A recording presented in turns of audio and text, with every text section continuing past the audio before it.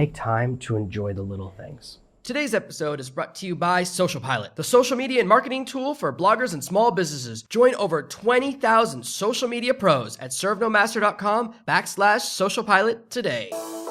Are you tired of dealing with your boss? Do you feel underpaid and underappreciated? If you want to make it online, fire your boss and start living your retirement dreams now, then you've come to the right place. Welcome to Serve No Master Podcast, where you'll learn how to open new revenue streams and make money while you sleep. Presented live from a tropical island in the South Pacific by best-selling author Jonathan Green. Now, here's your host. When I look at the tasks in front of me, when I look at the number of tasks I want to accomplish in the next day, in the next week, in the next 6 months, it's like staring a monster in the face. I want to complete a dozen products, which means a dozen sales letters, a dozen sales videos, a dozen webinars.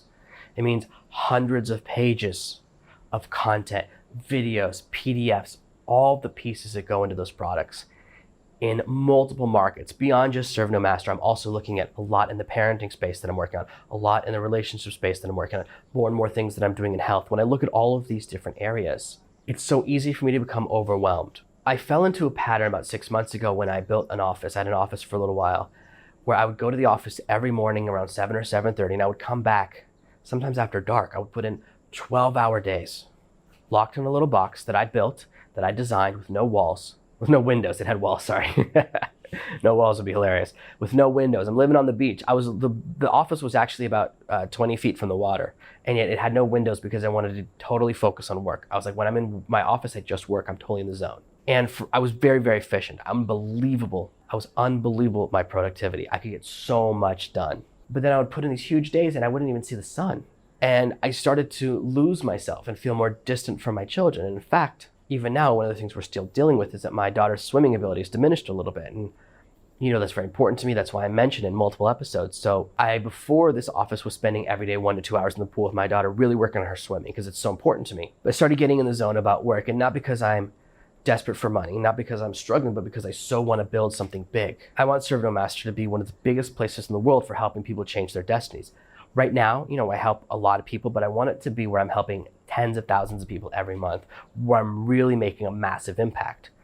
So I have this big vision, and that requires a lot of things. It requires massive traffic, that requires tons of product, and that requires tons of content, and it requires lots and lots of really good sales message, and lots of technology. So all of these things I have to work on can become overwhelming. Serve No Master is only one of the projects I'm working on. It's about one of 5 main projects. So it's not even the most important or the biggest part of my life. But imagine all of those things times 5, and I'm constantly looking at moving into new markets, whether it's moving into t-shirts, whether it's moving into selling physical products on Amazon, whether it's putting out more books on Amazon and more niches. All of these things, right, they surround me. And it's very tempting to put in these massive days. And yesterday I had to ride a boat for 8 hours, 4 hours each way, to go to the neighboring island to get a stamp in my passport for another few months to stay in this country. I have to go and renew every 2 months, and it's their way of generating taxes from foreigners. It's fine. I hate doing it, but I know that it's necessary. I know it's a necessary part of my business to go and fill out this paperwork every 2 months. So I lost an entire day yesterday. And when I got home, I only did about an hour of work, just a little catch up, putting up that podcast episode, which is already mostly prepared. I just had to finish writing a little bit of the blog post and check the image and everything. But when you're doing all these things and you lose a whole day, you feel like, oh, I've got to spend the next day making it up. And I woke up this morning and I was like, I got to hit the ground running. I got to record this morning's podcast episode. And I look and my phone is low battery. Last night, my daughter had hidden my Kindle. So before I went to bed, my reading before bed, I was reading a book on my phone because I didn't know where my Kindle was. And I forgot I'd done that. And so I woke up and I couldn't record the podcast. And you have these moments where you can see it as a real distraction. Oh my gosh, I can't work now. My day is ruined. Or you can see it as an opportunity. I go, okay, you know what? I looked outside, it's high tide. I went downstairs, grabbed my new paddleboard, and I just caught some waves. Spent 30, 40 minutes out there getting my morning workout. But also, I love paddleboarding. As much as I like surfing, I really do like surfing, but for some reason, I just love stand-up paddle more. All of that stuff for me is just a great pleasure. I love to be out on the water. I love to do all those things, but it's very tempting to put all the things that we want to do to the side because we're so focused on our business. We think I have to put in 12-hour days.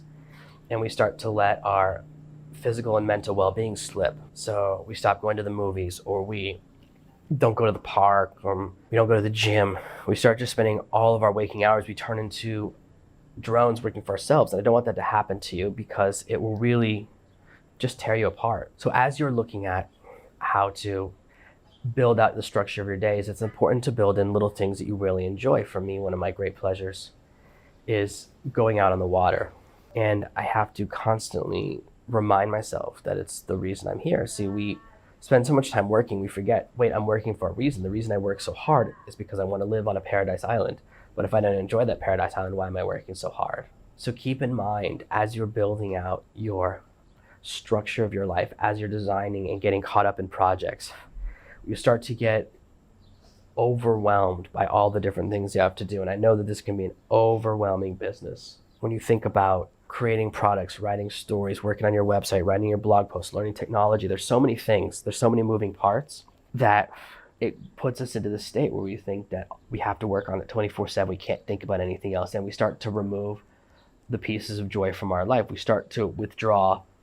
And in some ways, in some areas, that is part of maturing. Now, if you're someone who's going out every night and spending a lot of money and drinking and partying, of course, pulling back from that and putting time in your business is important.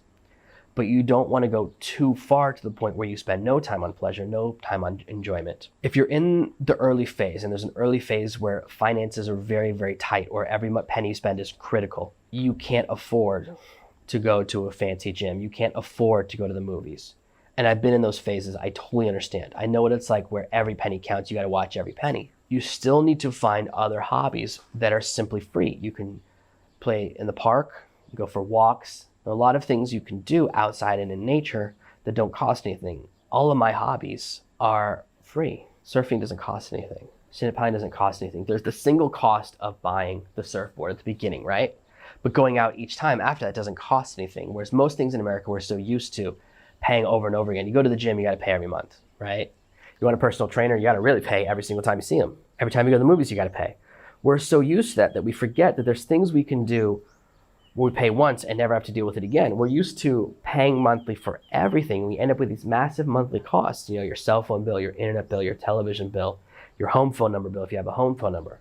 All the other things, water, electricity, rent, mortgage, whatever, they all start to add up, and we get so used to that we begin to think that we have to have these massive monthly bills for entertainment. And entertainment, it's critical because it's when your brain relaxes. It's the time in between working when your brain can kind of rest. If you go to the gym and just bench press 24 hours a day, your arms will eventually die. They'll never get stronger. It's the time in between workouts where the muscles get stronger and repair. All those micro tears rebuild, and your muscles come back stronger. So it's the breaks in between are just as important as the actual workouts. You need to find things that allow you to release yourself and release your stress and release your thoughts about work. The good thing about sports that I do, and the whole reason I moved to this island was to be able to do more surfing and paddling and things like that. It takes so much of my attention trying to catch a wave, trying not to crash, and surviving when the wave throws me, that I don't really have time to think about work when I'm out there. That's why I find hobbies and activities that require all of my attention. It's the reason I watch a little bit of television, but not so many movies. Movies are so long, and lately movies,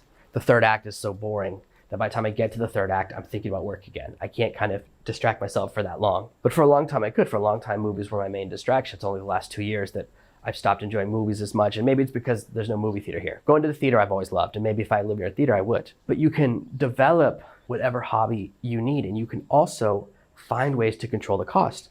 You can some movie theaters actually allow you to become a member. And you can go to all the movies you want. You just can't go at 7 o'clock at night. I used to be a member of a movie theater in London that allowed me to do this. It was awesome. So you could go noon, 2 o'clock, 3 o'clock, 4 o'clock. You just couldn't go after dark or whatever. And when you don't have a full-time job, that's fine. You don't have to go at night. A little bit of shift and the cost of going to a movie changes from $20 to $1. It's crazy, right? I don't know if a lot of movie theaters do this. I happen to find one once, but it's very exciting when you can find these opportunities. And you can find also there's a lot of movies that are $1, or seeing a movie that's a little bit older, the dollar theater, the old theater.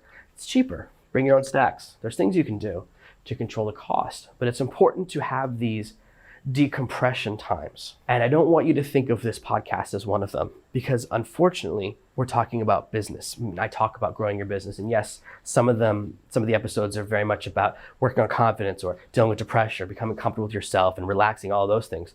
But you listen to this and you're in a business mindset. And so even though this feels a little bit relaxing, it's still business stuff going on in the back of your mind. And in fact, when I listen to podcasts myself, I very rarely listen to other podcasts. I subscribe to all the ones that you probably know about, all the ones from other big gurus about building your own business, about being a better podcaster, about being a better author. I very rarely listen to them because when I'm in my downtime, I need to do things other than work. Lately, I've run out of bad movie podcasts to listen to. I used to listen to them a lot. Unfortunately, they're so political and they inject all of this hypocrisy into every episode. It sometimes wears me down. They're constantly talking about all these political things they want to see in movies, but then they don't do it in their own podcast. They don't have it in their own lives. It's like, oh no, I shouldn't do it. You should do it. And I find that very annoying. I'm not a very big fan of hypocrisy. And I don't like to inject politics into this podcast either. Hopefully you can't tell where I am on the political spectrum. The only thing you should be able to tell is that I'm not a big fan of hypocrisy. And I don't like when other people judge me when they don't know me. Those are my main, political views. I like honesty. And I like people that are consistent. They do what they say. That's why everything I tell you about, I tell you my weaknesses and my strengths. In the previous episode, I talked about how bad copywriting was a weakness for me for so long. And I would still say I'm only a B or B plus copywriter. I'm not a tier 1 copywriter, but I'm moving into tier 2 and I'm feeling comfortable there with myself finally. And I want to get to tier 1 eventually. It's just been putting in a lot of work and it's just about getting to that point over time. But being honest about my weaknesses also means that when I tell you areas I'm strong, it's more believable because integrity and honesty is important. People that say they're good at everything are probably not good at anything. So I listen to these podcasts and they're constantly injecting politics in there. And it's weird. It's very weird when they judge a movie from 50 years ago about the political landscape today. To me, that's ridiculous. How could anyone make a movie 50 years ago that fit modern politics or modern perspectives on different things? And it's especially weird listening to guys talk about all of this stuff when on previous episodes they've said things that go completely against it. So it turns into saying that they believe stuff that they don't really believe because they want it to sound like it.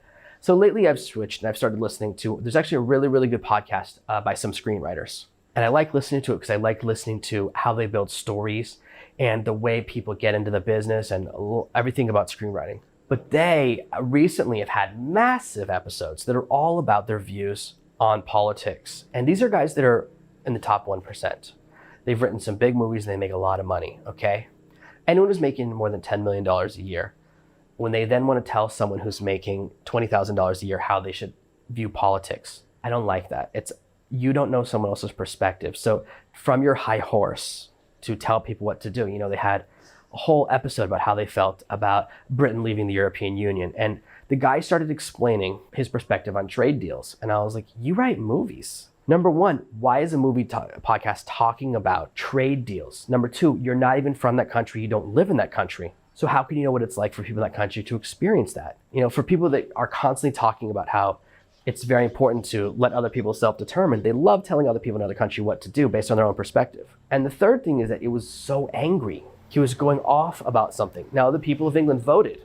The country made a decision. Now, I believe in democracy, and it's very important. I live in a democratic country. You have to decide either you believe in democracy or you don't. And if the people voted for something, and sometimes people vote for bad things, and people get what they deserve.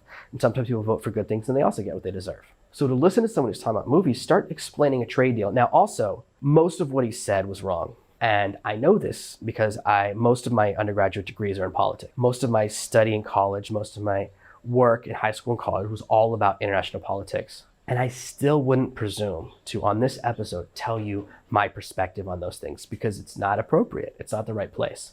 So not only was this person talking about an experience that's not a part of, it was in an inappropriate forum, and it kind of really killed it for me. And the other thing they love to do is assign modern motivations to things people did 200 years ago. I don't like that either. So I'm listening to these guys talk about a story from 200 years ago, and they try to change the perspective. And I was like, well, people didn't even think that long ago. People didn't think that way. People didn't vote that way. People didn't have that perspective. And so they want to add this idea that's only come politically in the last 5 or 10 years to something that happened a long time ago. And so basically they're doing what I call revisionist history, which is where, if you do a TV show where Hitler won, like The Man in the High Castle, you change it and that's revisionist history.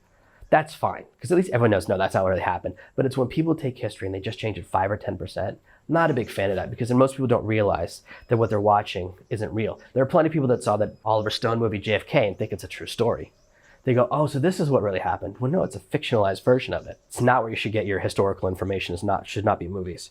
So when you're looking at starting a podcast, when you're looking at creating your message, when you're looking at things that entertain you, make sure that they actually help you to relax and that they're not too connected to your business. I know I went on a little bit of tangent for a few minutes there, and I apologize for that. You can always skip past it. But for me, when I'm listening to a podcast about movies, I just want to listen to people talk about writing movies. I just want to listen to people talk about scripts. I just want to listen to people talk about getting an agent. That entire process I find interesting. I would never want to get an agent. I would never want to write movies for that reason and deal with that. But I want to learn about that process because I find it fascinating. What I want to learn about the most is storytelling. That's very, very important to me. So when I'm listening to that, it's so much politics. One of the things I don't like is when they assign characteristics to a character in a show that weren't there. You know, sometimes people look at a movie from 30 years ago and decide that that character's gay now, or that that character was whatever. I don't like that because it's not in the story. Look, I don't care about that stuff. You know, I have plenty of whatever. It's not the fact that a character's gay. It's the fact that they're changing and doing revisionist history that I don't like. So what I'm interested in is really the actual story, not people deciding, oh, you know what, I like this movie because I've decided that even though 30 years ago this character was one way, this character, I've decided that the story's changed in my own mind. It's weird to me. It's so political and it totally ignores the story. There are plenty of amazing stories where the main character is gay, where the character has this amazing journey. Why simply randomly decide that from a movie 30 years ago, oh, the 7th character was gay? What are you talking about? It doesn't affect the story. Why add that? Why make that what your lesson or podcast episode's about? So for me, when I'm looking at things that entertain, it's hard for me to find good podcasts because it's constantly injecting politics and it's constantly not doing what they promised. They promised they would teach me about script writing, but 40 to 60% of every episode is politics or revisionist history, where they change what the original story was. And I don't like that. I don't think it's necessary, and I don't think it's very good. You know, and these guys who have written, a couple of good movies each, sit on their high horse, tell everyone else who's struggling, people that are struggling to make ends meet and feed their families, they give them all this advice that's so pretentious. And I just don't like that. I don't think it's what people want. They just say, oh, we can use the fact that people want to learn how to write movies as a way to really get our political message out. That's what it feels like. It's like a stealth message. And I certainly don't have any desire for this to become a political thing. I don't want to affect anyone's vote. I don't want you to think about me with politics. I think it's so unnecessary.